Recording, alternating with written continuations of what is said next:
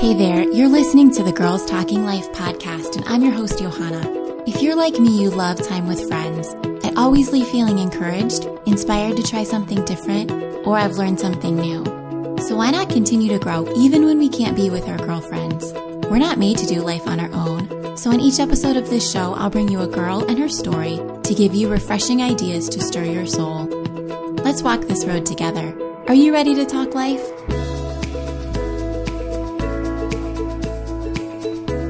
Welcome to the show. I'm so glad you chose to spend some time here. We're back in the full swing of school now, and I'm really enjoying the routine that this season brings. If this is your first time listening, or if you've been enjoying Girls Talking Life for a while now, be sure to subscribe on iTunes or wherever you get your podcasts. And then every other Monday when a new episode is released, it automatically updates for you and you don't have to go looking for it. You can also join the Girls Talking Life newsletter by signing up at girlstalkinglife.com. You'll get an email every time a new episode is released, giving you all the show notes and telling you about anything special that's happening here. As we get back into a more structured schedule, I'm thinking of what pockets of time we have to connect with people, which brings me to my guest today. Her name is Leslie Verner. Leslie is a goer learning how to stay.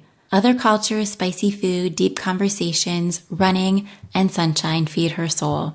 She lives in Colorado with her husband and 3 kids. Leslie writes about faith, justice, family, and cross-cultural issues at scrapingraisins.com and other places on the web. Her first book, Invited, The Power of Hospitality in an Age of Loneliness, released on August 13th. In our conversation, Leslie and I talk about how she had planned on a life abroad, getting her Ph.D. and never settling down. But during a visit back in the States, Leslie met a man who became her husband and changed her plans. Leslie and I talk about the biblical definition of hospitality and the power of an invitation. She shares how simple it can really be, and Leslie tells us that sometimes it means saying yes to someone else's invitation. You'll want to listen all the way to the end of the show to find out what hot dogs have to do with hospitality for Leslie. It was a lot of fun to talk to her, and she is definitely someone I'd extend an invitation to. I hope you enjoy our conversation. All right. Hi, Leslie. Thank you so much for joining me on the show. Hi, Johanna. Thank you for having me. I want to start off just to hear a little bit more about you. Can you introduce yourself for us? Yes. So my family moved to Colorado about 4 years ago, but I grew up in Florida, went to college, Wheaton College outside of Chicago, and was a teacher there for a few years, and then in the city, and moved to China for 5 years. And I thought I'd live there forever. And God had totally different plans for my life. And I met my husband on a random trip back home in the States. We got married, lived in Chicago, and had 3 kids in 4 years. So my life has been very different than I expected.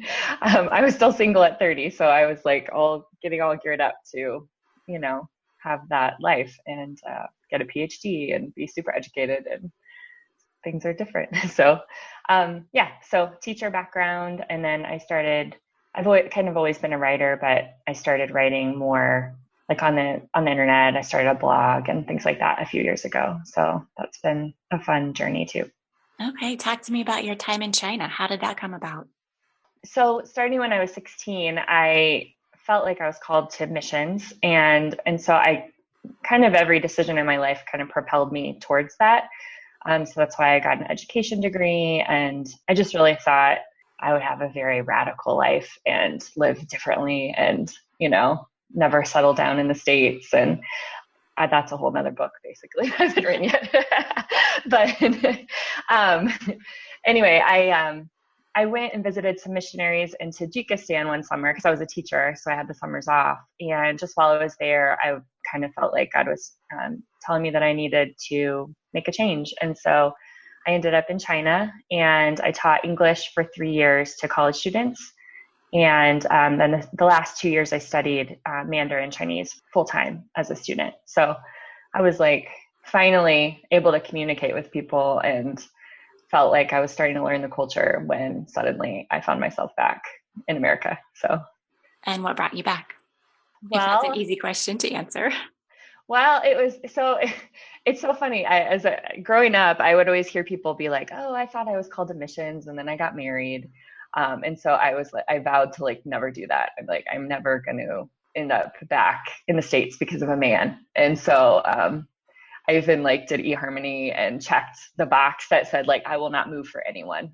And and then I was like shocked that I got matched with like one person. And so I was very like focused, but I came back to the States for a wedding. And in the process, I went to Chicago to visit friends and things like that. And that's when I met my husband. And at first I was so focused on China that I didn't even think anything about him. And then after spending some time with him, I was like, oh no, I really like him. And he had the same thought. He's like, oh no, I really like her, but she lives in China. So yeah, so I went back to China and we just had a long distance relationship. Would talk on Skype like 5 hours every other day and ended up back in the States. So it's a much longer story too, but that's the shorter version. So. Okay, so you and your husband were in Chicago for a while longer, Mm-hmm. and then you made the decision to move to Colorado. How did that Right. come about? Basically, Chicago, I love Chicago and I love the city, but because I'm from Florida, like I wake up every morning, I would wake up every morning expecting the sun to be out. In Chicago, that's just not the case. Anyone who's from the Midwest knows it's cloudy for like 5 months of the year. So I had seasonal affective disorder basically. And I mean, not diagnosed, but I'm pretty sure I had it. And Colorado and North Carolina have always been my favorite states for whatever reason. And so I didn't want to just move there if there wasn't family. But my parents volunteered out here as rangers at Rocky Mountain National Park. And so we were like, we hope you fall in love with it because we'd love to move out there. And so we all kind of agreed. My parents were ready to make a move too from Florida. And so we all kind of agreed to move out here. So again, that's a longer story too, but that's the weather, nature, and family are the main reasons we moved out here. Okay, all right. Yeah. So you have written a book called Invited, The Power of Hospitality in an Age of Loneliness. And it envelops your stories from Chicago to China to Chicago again to your current place in Colorado. Tell us a little bit why you decided to write this book. Well, I think it came out of the transition from China, from all those transitions you just mentioned, and returning after living overseas and really trying to assimilate yourself to another culture and learn a language. And like that's challenging no matter what. And so I think because I experienced so much hospitality in China, I kind of expected that when I came back to the US. And it was much more difficult for us to find community and relationships moving both from China to Chicago, but also from Chicago to Colorado. And we really struggled when we first moved here with loneliness and with finding a church and just finding community, which I think at this stage of life is difficult for people who have little kids. And it's not like when you're single and you have all this time and space to invest in relationships. So I think that does play into it. But I started also asking the question, like, is it cultural? Is there something about our Western culture that has seeped into our reading of the Bible and seeped into our churches that is kind of limiting us from experiencing community the way we long for it? Since the Bible is, written in Eastern culture, we read it with our Western lenses. And so I kind of started just asking questions about that. Like, how is our reading of the Bible influenced by that Western thought? And also knowing how much hospitality I experienced abroad. I've lived in Uganda for 6 months and I was in Tajikistan just 5 weeks, but then in China for 5 years. I was a stranger there, but people were constantly inviting me in. And I just returned from that cultural expectation and value to the States and started asking, like, what would it look like if we started, what would it look like if I lived the way my Chinese friends lived? And we're that open with my time and space. And yeah, so that was kind of what got me thinking about it and wanting to kind of collect stories around those themes. And I think hospitality can have a broad definition. Oh yeah. From entertaining and kind of that side of things to just more loving your neighbor. Can you define it for us, how you perceive it and how you wrote about it in your book? Yeah, I find that people have really strong feelings about the word hospitality. And I actually debated whether I even wanted to use it in the title of the book, because if you say that word, people either say, oh, I love hospitality. I love inviting people over and cooking for people and decorating my table. Or I find, especially women, have this kind of negative, like kind of guilt filled feelings towards the word hospitality of like, oh, I know I should be doing that, but I just can't for whatever reason. And I just feel guilty because I know I should. And so in the book, I really wanted to show that hospitality has a much broader definition than it's not entertainment at all, in the Bible at least. In fact, the word in Greek means love of strangers. And so I think we often think about hospitality as welcoming. It's usually welcoming our friends and our family, not strangers. And so I just wanted to explore, like, how can we love strangers? How can we get to know strangers? And how can we kind of expand our circles, even when we tend to, at least I tend to feel like I don't have space for anyone else because of my stage of life, or, I don't have the bandwidth for it.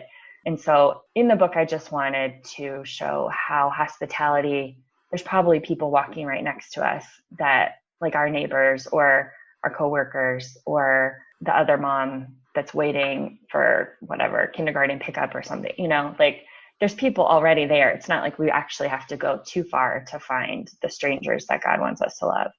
And so, I kind of wanted to break down some of the barriers that we have and the feelings of guilt that we have too surrounding the word hospitality. Because it's not, I'm for sure not a Martha Stewart, it's not, I have plenty of stories even beyond the book that show that I don't have it. It's not like I have a beautiful home or amazing meals or well-behaved children, because I don't at all. So I think it's just, I wanted to show people that anybody can do this. You don't have to have like a special calling, and it's not a special gift. It's not a spiritual gift. I've heard a lot of people say like, oh, I don't have the gift of hospitality. And in the Bible, it's not even a gift. It's a command. It's something that we're all called to do. And I think I've said that before. Right? Yeah. I don't have the gift of hospitality. I look at other friends of mine and I say, wow, she really does. Like hospitality is her thing. Yeah. And I think that's fair. I think, and depending on our personalities, if we're more extroverted or introverted, it looks very different. But I think that hospitality has a very wide umbrella. You tell a story about having some friends over and it was just kind of a whirlwind of kids and chaos, and someone's fingers got slammed in the door and food smashed into the carpet. And I want to read, I'm going to pop over here and just read it.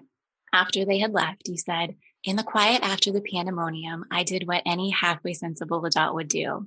I reflected on the wisdom of continuing the stress, anxiety, and humiliation of having people over to my home.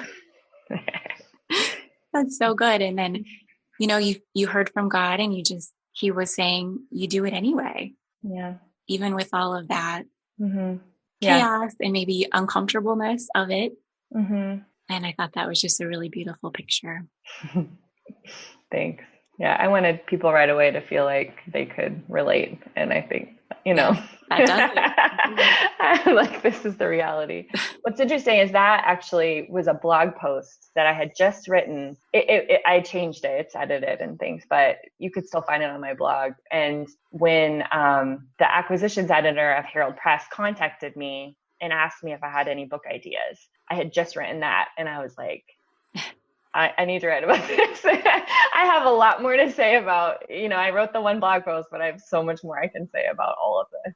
And so, I thought it was good to start with that. It's a good icebreaker for sure. Yeah, true. I remember having a 4th of July party one time, and it was kind of like a lunch cookout, and we invited friends from church, and I was trying to Martha Stewart it up a little bit. I was, getting the decorations ready and putting way too much prep into it, and everyone came and everyone ate and kids were running around kind of like you described. And then it was time for naps and people kind of rushed right back out the door. And I think I sat down and had food for a minute. I might have had a couple short conversations here and there that were interrupted by kids needing something and then everyone was gone. And I was like, wow, that wasn't what I expected it to be. Right. That wasn't what I had in mind. Yeah. And I remember a friend telling me sometimes hosting and inviting people is a blessing for them. And it's just your way of serving. Yeah. Yeah, I agree. Yeah, it usually doesn't look the way we imagine, especially if children are involved, I think. Right. There's a lot less in your control. Right. Yeah. I think people just need that invitation. And yeah, it's definitely a different mindset hosting versus being a guest. And I think it's good to have the right expectations when it comes to that. It doesn't always have to be that way. It kind of depends on the size of the group and what your expectations are going into it, I suppose. But yeah, that was just one of those times I was like, whoa, what just happened? What happened? You give a statistic about loneliness in our country, about people 45 and older report feeling lonely. And you also talk about loneliness in the church. Can you just elaborate on that for a little bit? Yeah. I mean, as I began thinking about this book and researching, you come across a lot of articles that talk about the epidemic of loneliness in our country and how a lot of that is related to the fact that we don't have face-to-face contact with each other. We don't see people daily other than our family. And there's a direct correlation between even just like having passing conversations with people and the amount of loneliness that we have. And one of the books that I read and articles that I found was these elderly people. This woman had studied these elderly people in Sardinia. I'm not sure how to pronounce it. And they had tons of people that live past the age of 100. And so this researcher was, and I think many people have researched this, but they kind of have studied like, why is that? Why are they living so long? And they found it's not because they have a wonderful diet or because they don't smoke or they exercise, but it's just because they live in this tight-knit community where they see people every day, these elderly people, and they're so loved and like enveloped by community. And there's a direct connection between how long we live and how enmeshed we are in community. So I just think it's fascinating the way that our Western culture has kind of pulled us all apart, and even our smartphones, for better or worse, connect and also disconnect us. So yeah, I think it's really interesting to see the connection between community and our need for face-to-face contact with each other and our health. And we don't think of it that way. We just think of our mental health, but it's also our physical health is impacted by not having relationships with each other. Yeah. You have a chapter in the book called Staying Put, and you talk about staying versus going. Mm-hmm. Can you tell us just what that means a little bit and then the value of staying? Sure. Well, I told you a little bit about my personal history, and I feel like I am kind of the outlier, maybe the person who wanted to go. Not everybody is like that. I had plenty of friends who were like, I'll go if God wants me to go and I want to stay. And I'm like, I am opposite. And so I'm just still learning about this. And I was thinking about it even this morning. My tendency has been to quit, like to do a job. I'll do it like a few years and then I quit and go do something different. Or, I live in a city for a little while and then I try something new. And I think it's kind of an addiction to change and to newness and also to being the new person. And I think something happens when we commit to a place and a person. I was thinking, I've only been married 8.5 years, but like that's the longest I've lived with one person. That's the longest I've committed to anything in my life. And, I guess just even comparing it to marriage, like the difference between your first year of marriage versus your 8th year of marriage versus the 28th and 38th, Right. And how does that translate to our communities if we are committed to a community for 30 years versus 3 years? That has to deepen our relationships. And it has to mean that there is so much more complexity that we can get to know complex people instead of just knowing people on the surface. So it's still honestly, I wrote about that, but it's more, I was preaching to myself in that chapter of like, here's why it's good to stay. I need to hear that and to be reminded of that, because I grew up in the church and youth group culture. And then I went to public school, but I went to a Christian college and missions conferences and all the hype surrounding like being a goer and doing the hard thing. And like, I drank all the Kool-Aid that, and so now to be on this end of it and be like, okay, I'm not doing the like adventure. I'm not adventuring with God in that way, but I'm still adventuring with God where I am. And in fact, it's quieter and maybe not as, exotic, but there's a depth that you can really have when you choose to commit to a place, commit to the local places that you frequent all the time. And I think I'm looking forward to those relationships. We've only been in our house for 2 years, but like yesterday, I'm cooking dinner. My neighbor walked in, she sat with us. The day before, I had gone down the street and ended up coming back home with 2 other kids. And the dad came, they sat with us while we ate. Like, I'm not feeding these people.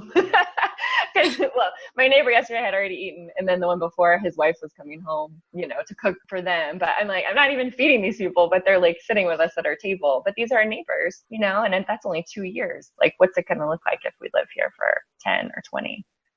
I would say I was the opposite. I was saying, please don't call me. I don't want to go. You're most people, I think. I'm the exception. Well, and I loved reading this chapter, and you brought up the point that Jesus asked some of his disciples to stay, right, and be involved in the community there. So yeah, it was kind of a relief for me to read that. Yeah, in the church, we tend to make, there's like the spiritual elite, the people that go and are missionaries and pastors, and then there's the rest of us who are like, well, I'm just ordinary. But that also kind of takes away our responsibility to, be the people that stay behind and welcome, are like a safe landing place for not just the people that go, but for everyone else that stays back. And there's not this, I used to believe in this like hierarchy, which I didn't even know I was believing. But now that I'm back and have dealt with a lot of those feelings, I am like, that's so wrong. It's such wrong thinking. Yeah, not better, just different. Just different, yeah. But it doesn't mean that people that stay can't have really meaningful lives and develop deep relationships and live like Jesus.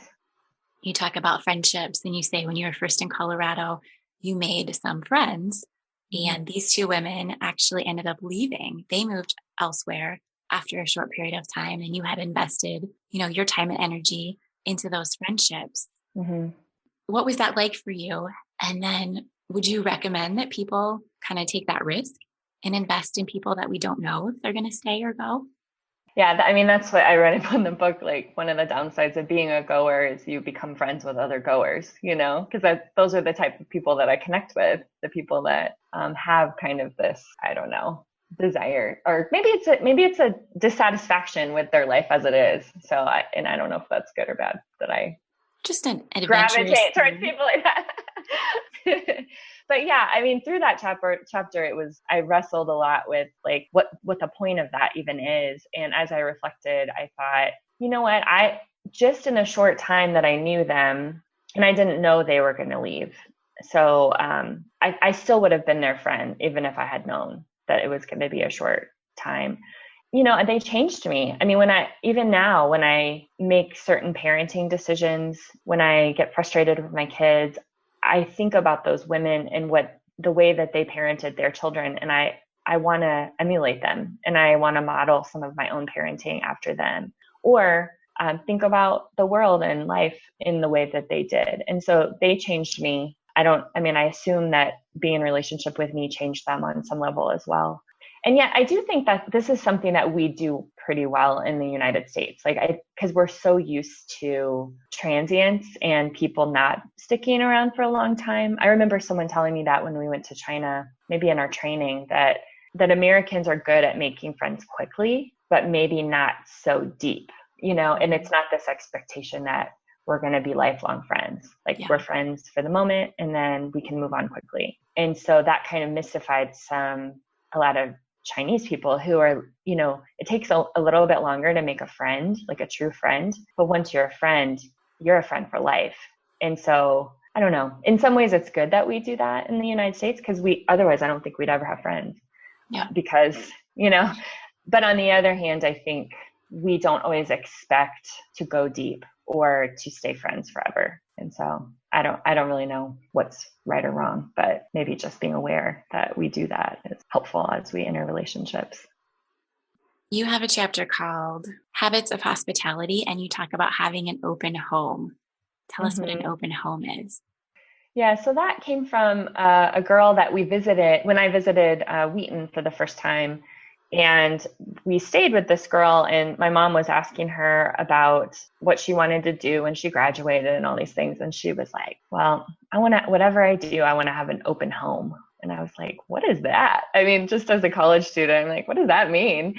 But it's kind of always stuck in my head. And I my definition of it is kind of like yesterday, like my neighbor walking in or the day before. And so I think having an open home means you don't feel like you have to clean like crazy, have everything perfect, like have all the right food, or it's more just relaxing and letting yourself be seen and opening your doors to the people that God brings into your life. So it's hard. I mean, it's very difficult for me to allow people to come in my house when it's not clean. And even my son, I have a friend dropping her kids off this morning, and I told my son, I'm like, you need to clean up, and I want to run the vacuum cleaner before they come. And he's like, Mom, and he's 6. He's like, Mom, it doesn't matter. It doesn't have to be clean. And I'm like, so my kids remind me, they're like, it doesn't need to be perfect. Right. But I think it changes with seasons too. I mean, that's the whole book too. I want to give people allowances for certain stages and seasons and contexts. I mean, it's not always feasible for us to just welcome anyone anytime. And yet I tend to not err on the side of opening. I mean, I think our tendency is to not. And so I think for myself, it's like I need to push myself to open a bit more, not open a bit less. You know what I mean? Yeah. I feel like I've come a long way. Right. But I'm not, it's not open completely. Yeah. You tell a story about a driveway party. And I just wanted you to tell it now, if you don't mind. You received an invitation. Well, a friend invited herself, actually. Right. It's the friend that came over yesterday. Oh, okay. It was probably about this time last year, actually. And yeah, a friend just sent me a message and was like earlier in the day and just was like, hey, do you want to hang out in your driveway and we can watch the kids play? At the time, she actually was like, we can drink wine and watch the kids play. I was like, but they didn't want me to put that in the book.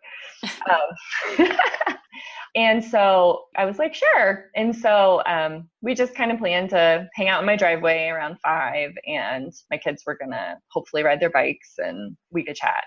And she came over and the kids like dragged their little chairs over to sit next to us. And so, yeah, we just sat there. And as we sat, more neighbors started coming. Usually my neighbor right next door is the host. Like he'll send a text and just say, I mean, he's just like the hub. And so he'll invite everyone over, but he was out of town. And so I was like, well, we'll just hang out in my driveway instead. And as we were hanging out, he drove up from out of town. And so he and his wife trickled over. And then our other neighbors trickled over. And then, before we knew it, we had this whole crowd in our driveway and it was getting late. I mean, my kids eat usually at like 5:30. And so, I'm looking at my phone just going, okay, should I let this go on? And I didn't plan for all this. No, I didn't plan for any of it, And actually this part, I did mention this in the book, but so we're sitting in the driveway and one of my kids needed to use the bathroom or something. And they're like, the door's locked. And I'm like, oh yeah, I locked all the doors. So it's like the opposite of an open home. I'm like, well, I didn't want to be sitting in the driveway. All the adults are in the driveway and my kids are inside and all the neighborhood kids are like destroying everything. Oh, so yeah. I literally locked us all out of the house. And that's okay if it's summer. Right? I know, I felt guilty, but I was like, you know what? This is still hospitality. Yeah, absolutely. It still counts, even though I'm locking people out of my house. So I had to unlock the door, let them in, use the bathroom. And so, yeah. And then my friend was on her phone and I'm like, I wonder what she's doing. And then she like looks over and she's like, pizza's on its way, you know? And I was like, oh. So she like invited herself over, but she brought the pizza. And so, yeah, we ended up just kind of hanging out. I put the kids up to bed and people stayed until, 9 or so. And it was right there in my house. So I could put, we could put our kids to bed and still chat with people. So it was really impromptu, and that hasn't happened that often, but I think it's really nice to have space in your life for those kinds of parties and spontaneous hospitality to happen. So, yeah. And I think I said that at the end, like we have a schedule most of the time. Like my kids, they always go to bed at the same time. But, because of that, it's okay for them to stay up super late one night or, and that's the same with our schedules. I think it's okay to have a routine and a schedule, but as long as we're willing to let it go every once in a while and put people over tasks and relationships over our schedules and our time. So you just said yes to her suggestion. Yeah. Sure, come to my driveway. Yeah. And then you were flexible with your time and your kids' schedules. And I love that story. Yeah, it's funny. Well, and to say yes sometimes, like when people, like she invited herself over, and I think there's a lot of times people will invite us to do things and it's like, oh, well, I was planning on doing XYZ. And so we say no. And I think it's fine. I mean, it's okay to have those boundaries and things that we need to do. But I think it's good to every once in a while be like, you know what, this person invited me. Like that doesn't happen that often. Yeah. And so I should say yes, even if it means that I'm no longer in control, of how long things go or what we eat or, like I think it's good for us to. Or something on my own list doesn't get done right when I think it should. Yeah. Yeah. So, and I think maybe living overseas helped me learn that because when you live in a culture where you're like literally illiterate and you have no idea what's going on most of the time, I think it did help me to have more flexibility. But I was raised in the West and, I'm a firstborn overachiever type. So I mean, it's not easy for me to be spontaneous in that way. So, but I think China helped me to be more flexible. Kind of the flip side of that, you talk about having some solitude and getting away to kind of regroup. Mm-hmm. What are your suggestions for that? I think that in order to have anything to give people, we have to also have kind of a deep well. And I think that if we are constantly opening our doors and we're so busy, like with people even, that we don't have time alone or time to reflect or think or remember who we are, where our identity lies, it's easy to lose focus of why we're doing it and who we're doing it for. So I think I talk also about my husband being more introverted, and I'm more extroverted than introverted. I definitely get energy from people, but he has helped me, and all the roommates I ever lived with were all introverted too. So I've basically lived with introverts for 20 years, and I feel like introverts and extroverts balance each other out. And so I've had some of my introverted friends tell me they're glad to have me there because I can help with conversation and keeping things going and not being awkward.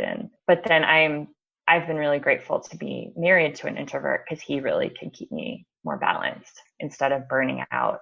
I used to just plan things with people. I did live alone for 3 years in China, or 4 years actually in China. And I would plan things with people every night and, meals and coffee and have people over and teach me to cook and then I would totally burn out. And then for 2 weeks, I didn't want to see a single person or leave my house other than to teach. And so I feel like since I've been married, I don't have that, there's not that same level of burnout and retreat. It's more consistent. I definitely have people over less than I would if I was alone or not married to an introvert. But also my kids are all extroverted. And so when we have people over, they're just I talk about that in the book. They just absorb everyone else's energy and then go nuts. So that definitely tempers the way I think about opening my home. Because I'm when we have people over, my kids are all just going to be, nutty and not want to go to Just sleep. energizes them. Oh my gosh, Yeah. it's just so much. Yeah, but I think it's really important to have boundaries. And if we feel resentful towards our guests, or it makes us feel prideful, like we are better than others because we're having these people over, I think it's good to have space in our schedules to evaluate why we're doing things, not just do it because either we think we should or do it because, I don't know, it makes us feel better about ourselves, So yeah, I think it's important to have boundaries. So, and I'm still figuring those out.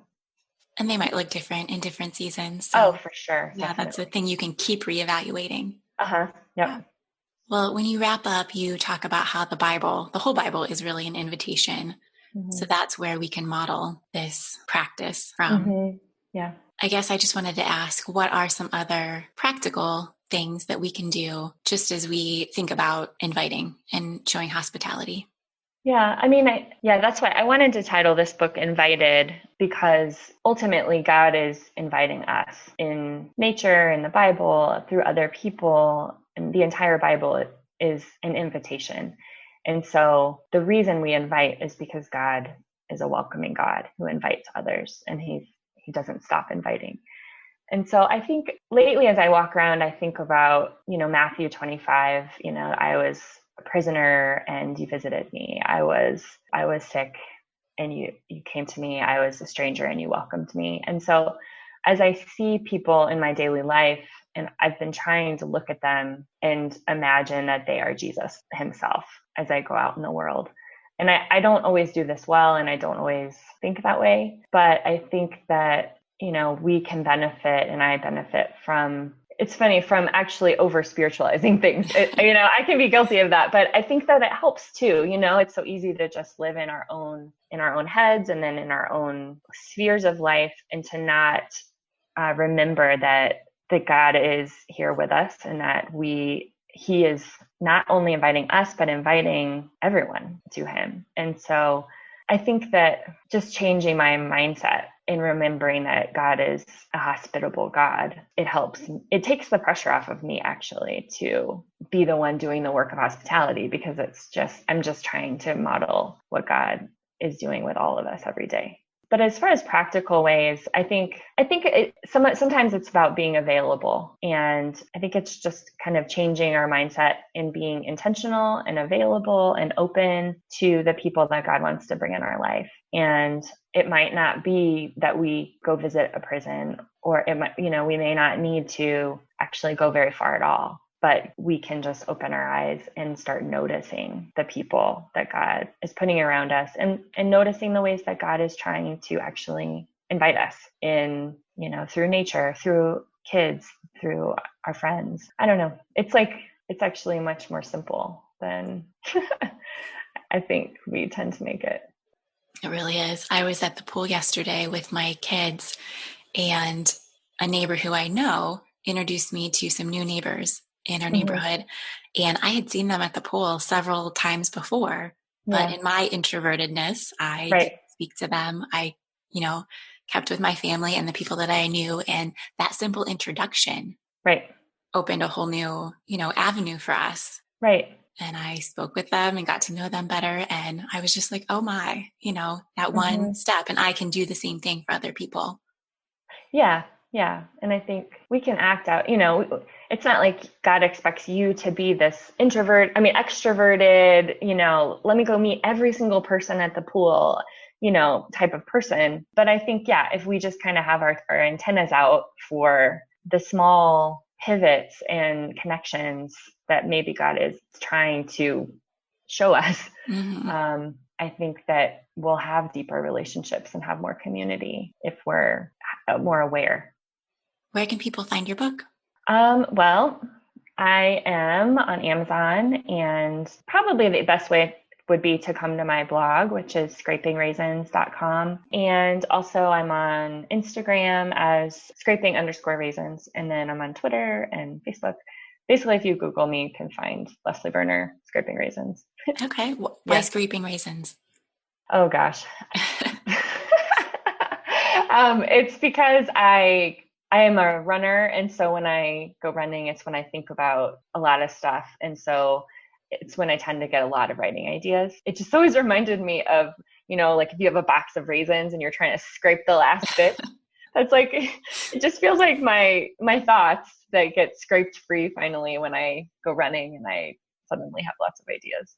And also I figured scraping raisins was more memorable than my name. So. I like it. Yeah.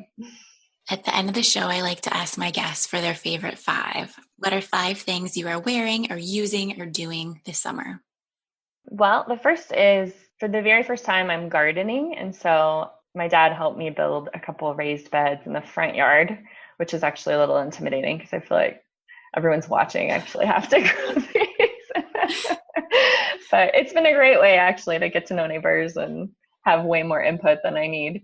But that's been really fun. And my kids are so into it and excited. And, we grow flowers too, but it's my first time growing vegetables, and I feel like it's a new spiritual discipline almost, because especially as a writer, I'm like constantly thinking about metaphors, and I mean, most of them are pretty cliche, but still it's helpful. How's your garden doing? To do that. It's growing things. I grew things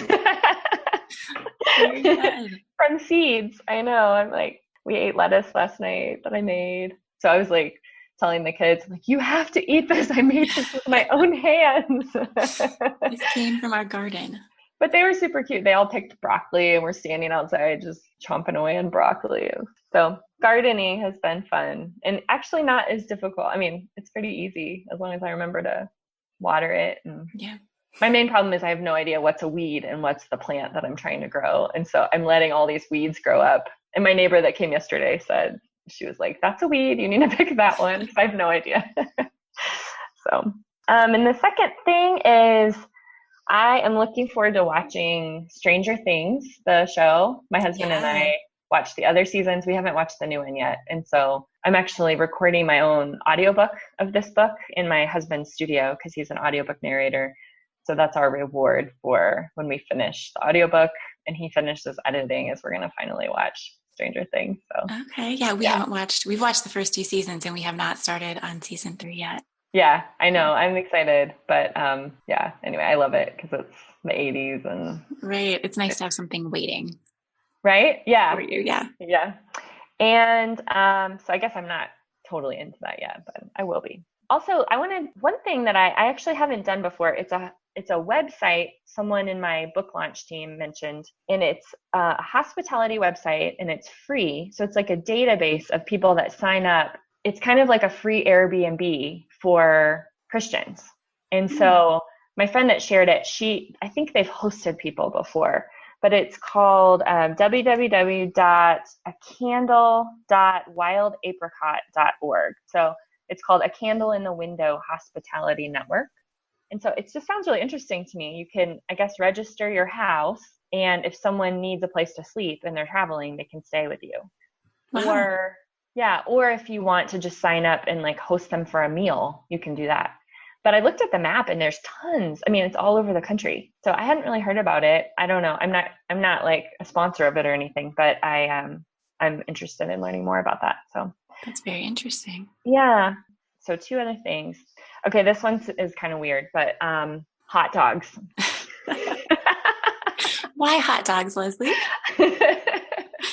Okay, I don't love hot dogs, but we've been finding it's connected to hospitality. If we buy hot dogs in buns and just kind of know that they're in our fridge, then we also know we can invite people over like any time in the week and have a cookout, like kind of more spontaneously. Like if we don't want to plan way ahead, but we suddenly feel this burst of energy and we feel like invited people over the next day or even that night, we can be like, well, we have the hot dogs. We can always, have people over and then ask them to bring something if they want. I have a friend that used to do a beer and brats night every single week during the summer. And she would just ask people to come over, neighbors, whoever, and then they just kind of bring a side or bring their own other meat. And anyway, so hot dogs. And my kids like hot dogs. But. Yeah, mine too. You do feel like you're ready to go if you have that extra thing. Well, and they last forever, right? I mean, so it's not like...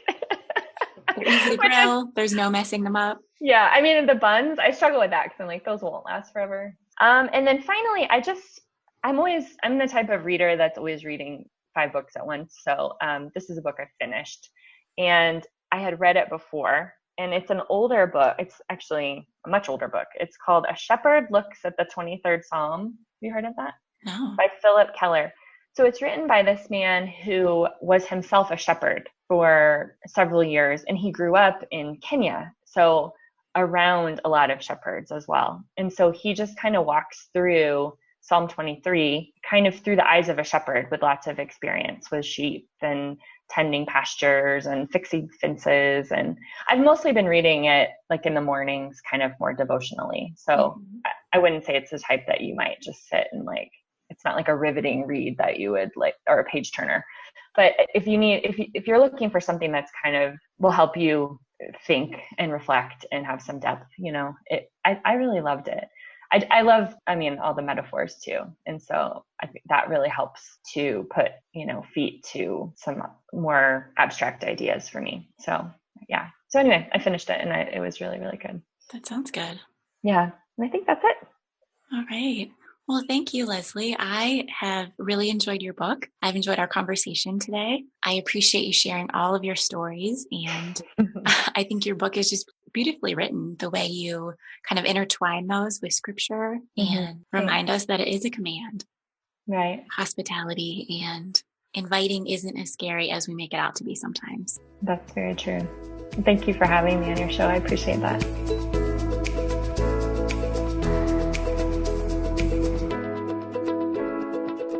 I hope you enjoyed my conversation with Leslie.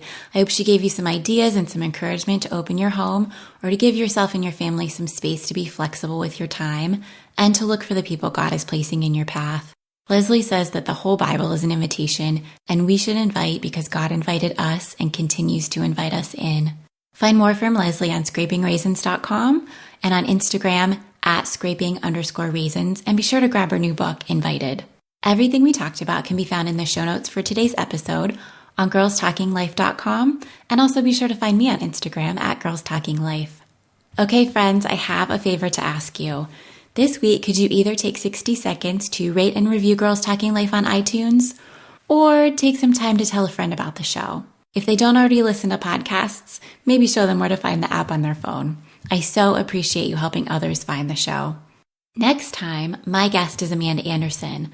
Amanda is an author and a speaker from Southern California. Her ministry is called Heart and Training, and her book, All My Friends Have Issues, focuses on discovering freedom through authentic relationships with God and others, releasing perfectionism, and seeking spiritual self-awareness.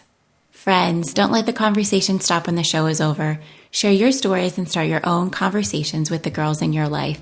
Thanks for tuning in.